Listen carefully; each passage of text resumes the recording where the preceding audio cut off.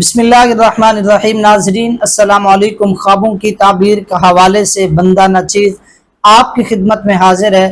ناظرین آج کی ویڈیو کے اندر ہم بات کرنے جا رہے ہیں ایک ایسے خواب کے متعلق جس کی تعبیر اکثر لوگ ڈھونڈ رہے ہوتے ہیں۔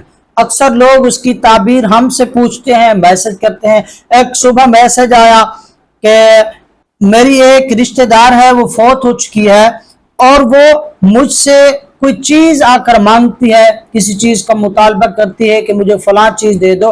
ناظرین دیکھیں، اگر مردہ رشتہ دار ہو، ماں ہو، باپ ہو، بھائی ہو، بہن ہو، یا کوئی بھی رشتہ دار ہو، جاننے والا ہو یا انجان ہو، وہ خواب میں آ کر آپ سے کوئی چیز مانگتا ہے تو اس کا مطلب یہ ہے کہ اس کو ایصال ثواب کی ضرورت ہے۔ ایصال ثواب کی ضرورت ہے۔ آپ اس کے لیے ایصال ثواب کریں۔ اس کے لیے آپ نے کیا کرنا ہے؟